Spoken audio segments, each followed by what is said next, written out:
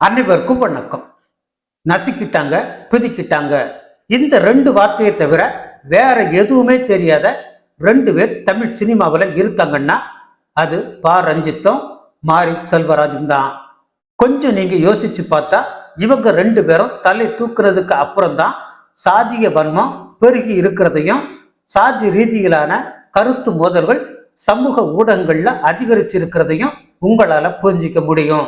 முதல் படமான அட்டகத்தியில இருந்து இப்ப வந்திருக்கும் தங்கலான் வரைக்கும் இதை மையமா வச்சுதான் செயல்பட்டுக்கிட்டு இருக்கார் பா ரஞ்சித்.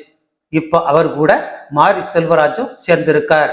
சமீபத்துல அளிச்ச பேட்டி ஒண்ணுல தன்னோட வீட்டுல பஞ்சியோட போட்டோவை வச்சிருக்கிறதா சொல்லி இருக்கார் மாரி செல்வராஜ். தங்களுடைய மூதாதையர்களை வணங்குவதும் பெருமைப்படுத்துவதும் தமிழர்களின் மரபு. அதனால தங்களுக்கு வாழ்வளிச்ச பஞ்சிய மாரி செல்வராஜ் குறியீடா வச்சிருக்கிறதுல தப்பே இல்லை. கூடவே நாட்டம மாதிரி படங்களுக்கு கைத்தட்டிய காலம் மாறிவிட்டதுன்னு இன்னொரு கருத்தை சொல்லி இருக்கார் மாரி செல்வராஜ்.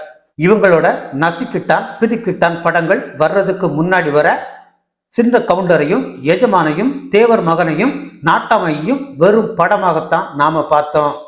இந்த படங்கள்ல எங்கேயுமே நசுக்கப்பட்டோம் பிதுக்கப்பட்டோங்கிற ஒப்பாரியே இருக்காது. நாயகனின் சாதி உசந்தது, வில்லனின் சாதி தாழ்ந்ததுங்கிற வன்மம் இருக்காது. அடிக்கிறவனும் அடி வாங்குறவனும் ஒரே சாதியாகத்தான் இருந்தான். எதிலுமே மற்ற சாதிகளை குறைத்து காட்டும் காட்சிகளோ வசனங்களோ இருந்ததில்லை. அதனாலதான் அனைத்து சாதி மக்களும் அந்தந்த படங்களோட கருத்தை ரசிச்சு பார்த்தாங்க, வெற்றி பெறவும் செஞ்சாங்க. இந்த பிக்காளிக வந்த பிறகுதான் தனது பட டெக்னீஷியன்கள் அனைவரும் எனது சாதி எனது பெருமைன்னு பேசுவதும் எத்தனையோ ஆண்டுகளுக்கு முன்பு நடந்தவைகளை காட்சிகளாக வைக்கும் அவலமும் தமிழ் சினிமாவில் தொடங்கிச்சு. பங்காளி சண்டையின் முடிவில் புள்ள குட்டிகளை படிக்க சொன்னது தேவர் மகன்.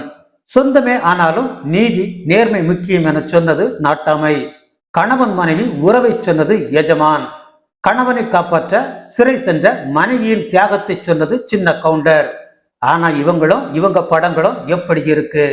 திரையில மட்டுமில்ல, பொது மேடையில மைக் கிடைச்சாலே சாதி வசதி பேச்சுத்தான். இதுல மற்ற படங்களை வேற இவங்க சாதிய படங்கள்னு சொல்றாங்க. போதாத காலமோ என்னவோ இவங்க கையில தான் இன்றைய தமிழ் சினிமா சிக்கி இருக்கு. ஊடகங்களும் அதுக்கு ஒத்து ஊதுறாங்கிறது தான் யதார்த்தமான உண்மை.